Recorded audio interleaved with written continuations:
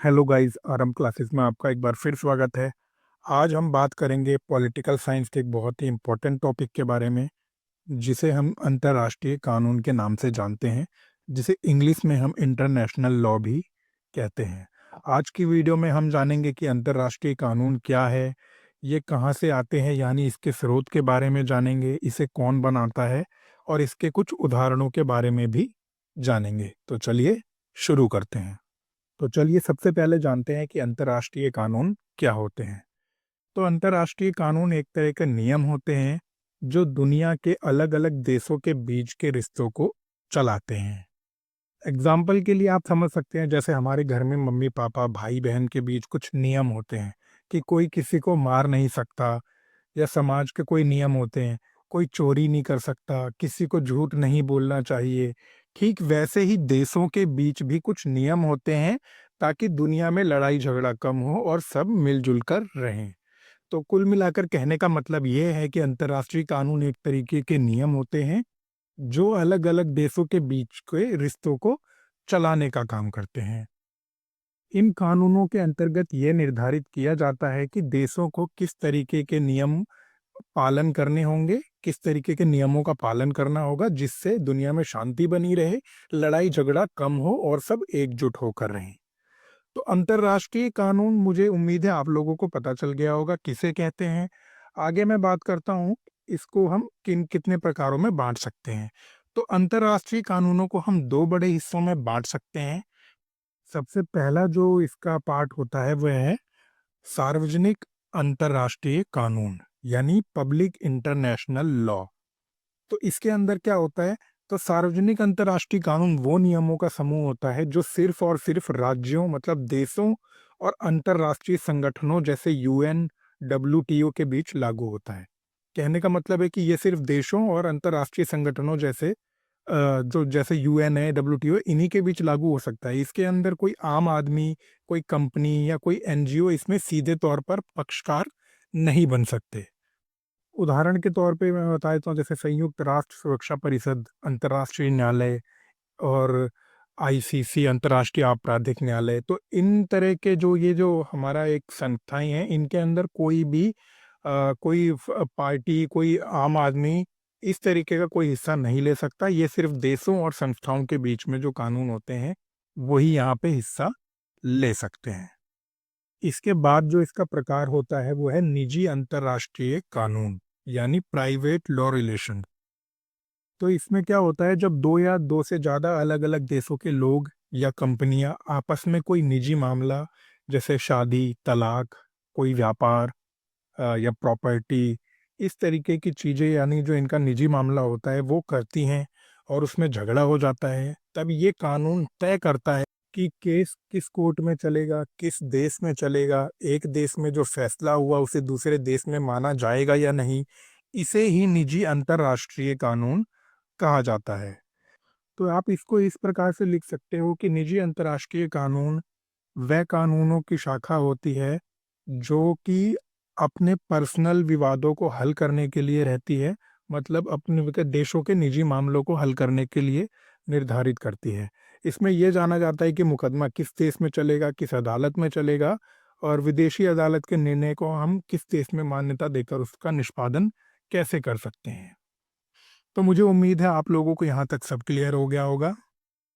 आगे चलते हैं और आगे मैं आपको इसके स्रोत स्रोत के बारे में बताता हूँ, यानी ये नियम कहाँ से आते हैं और कैसे बनाए जाते हैं।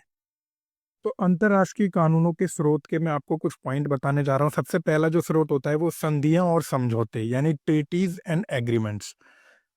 एग्रीमेंट्स, ट्रीटीज आप जानते होंगे कि समझौता होता है दो देशों के बीच। तो उसी तरीके से, जैसे मैं आपको एग्जांपल में बता दूं, जैसे भारत पाकिस्तान ने 1972 में शिमला समझौता किया था।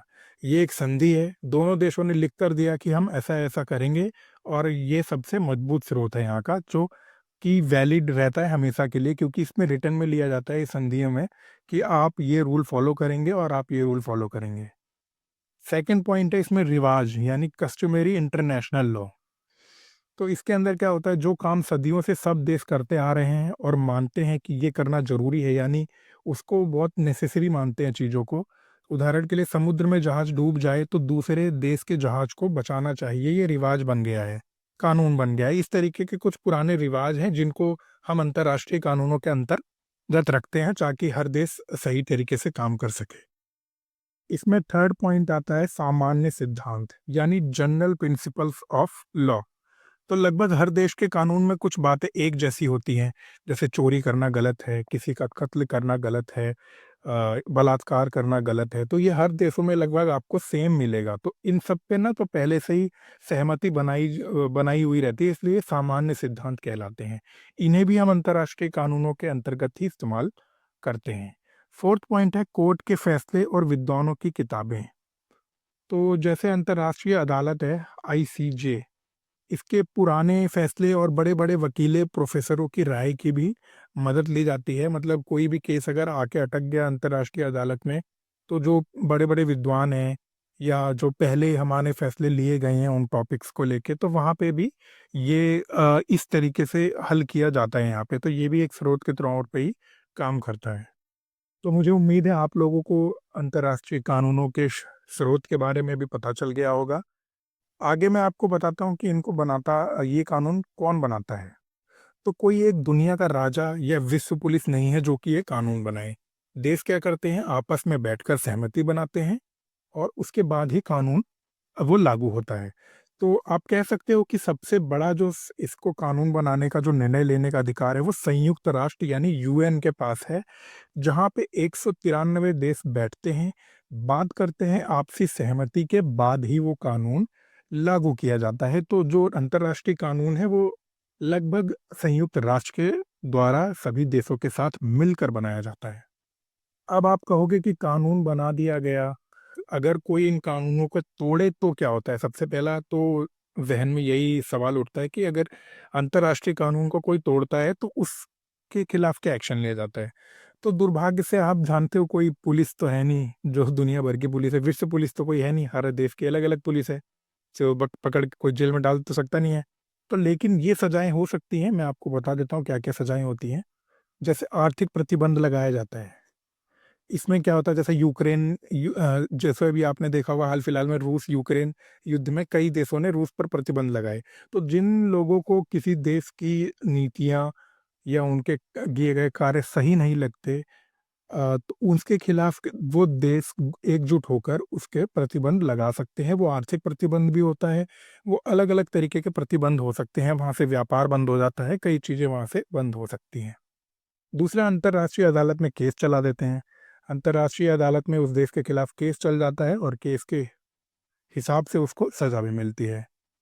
और मेन थर्ड पॉइंट है कि दूसरे देश उससे व्यापार बंद कर देते हैं। व्यापार बंद करने का मतलब है कि आपकी इकोनॉमी धीरे-धीरे खत्म होने लगेगी।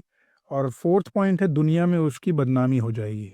मतलब दुनिया में उसकी बदनामी हो ही जाती है, जैसे पाकिस्तान अब आतंकवाद के खिलाफ कोई एक्शन नहीं लेता, तो लगभग हर देश यही मानता है कि पाकिस्तान आतंकवाद को बढ़ावा देता है जिससे उसकी बदनामी हो जाती है। तो अंतर्राष्ट्रीय कानून तोड़ने के बहुत सारे आप पे नेगेटिव इम्पैक्ट पड़ सकते हैं, वो आर्थिक तौर पे भी, आपकी बदनामी के तौर पे भी, आपके केस के तौर पे भी, भुगतान के तौर पे भी, हर चीज़ के तौर पे आप पे ये धाराएँ लग सकती हैं। तो मुझे उम्मीद है आप लोगों को यहाँ तक सब क्लियर हो गया होगा। आपको मैं कुछ अंतर्राष्ट्रीय कानूनों के उदाहरण बता देता हूँ जो आपके लिए जानना बहुत ज़्यादा ज़रूरी है क्योंकि ये बहुत इम्पोर्टेंट है। सबसे पहला पॉइंट है कि देश की सीमाएँ कोई ज़बरदस्ती नहीं बदल सकता। क्योंकि यहाँ पे कुछ छोटे देश भी हैं, तो वहाँ पे क्या हो सकता है कि कोई बड़ा देश चाहेगा तो उस पे हमला करके उसका कवर कर सकता है, बट अंतर्राष्ट्रीय कानून के अंतर्गत ये एक उल्लंघन माना जाता है। मतलब कोई बड़ा देश आकर छोटे देश को हड़प नहीं सकता। दूसरा पॉइंट है युद्ध के भी नियम है यानी लॉज ऑफ वॉर। आम नागरिकों को नहीं मारना है, अस्पताल स्कूल पर बम नहीं फेंकना है, कैदियों को टॉर्चर नहीं करना है। आपने ये जेनेवा संधि पढ़ी होगी, उसके अंदर ये लागू किए गए थे। यानी अगर 2 देशों के बीच युद्ध हो भी जाता है तो उसमें उस युद्ध में आम नागरिकों को नहीं टारगेट करना होता। अगर आम नागरिकों को टारगेट किया तो ये उल्लंघन के खिलाफ होता है। अस्पताल और स्कूल पर भी आप टारगेट नहीं कर सकते। थर्ड पॉइंट है समुद्र का कानून यानी उनक्लोज 1982 में लागू हुआ था। हर देश को अपने तट से 12 समुद्री मील तक अपना क्षेत्र, फिर 200 मील तक मछली पकड़ने का विशेष अधिकार, उसके बाद खुला समुद्र सबके लिए। यानी हर देश को अपने कुछ एरिया दिए जाते हैं जहाँ तक वो अपना उसमें काम कर सकता है, यानी 200 मील तक वो मछली पकड़ सकता है। उसका अधिकार क्षेत्र 12 समुद्री मील तक होता है। तो ये सब देशों को अधिकार दिए गए हैं। फोर्थ पॉइंट जो कि बहुत इंपॉर्टेंट है वो है ह्यूमन राइट्स यानी मानव अधिकार। 1948 में इसे लागू किया गया था। कहा गया कि हर इंसान को जीने, बोलने, धर्म मानने की आज़ादी है, चाहे वो किसी भी देश में रहे। तो कुछ कानून दिए गए थे ह्यूमन राइट्स में, इंसान को जीने के लिए, अपनी आज़ादी के लिए बहुत सारे कानून उसमें दिए गए थे। तो ये कानूनों का उल्लंघन करना हर देश में गुनाह है। कुछ पर्यावरण के कानून भी हैं, जैसे पेरिस में समझौता हुआ था 2015 में। सब देशों ने वादा किया कि ग्लोबल वार्मिंग को ये लोग कम करेंगे। सिक्स पॉइंट है आतंकवाद या ह्यूमन ट्रैफिकिंग या ड्रग्स। तो इनके खिलाफ भी कानून है, जिसके खिलाफ सब देश मिलकर खड़े रहते हैं। तो ये जो आपको मैंने 6 पॉइंट बताए हैं, ये अंतर्राष्ट्रीय कानूनों के बहुत ही महत्वपूर्ण पॉइंट्स हैं। तो मुझे उम्मीद है आप लोगों को यहाँ तक सब क्लियर हो गया होगा। तो संक्षेप के तौर पर आप कह सकते हो कि अंतर्राष्ट्रीय कानून वो सदाचार पत्र है जिसे दुनिया के सारे देशों ने मिलकर लिखा है कि हम सब मिलजुल कर रहेंगे, एक दूसरे को नुकसान नहीं पहुंचाएंगे।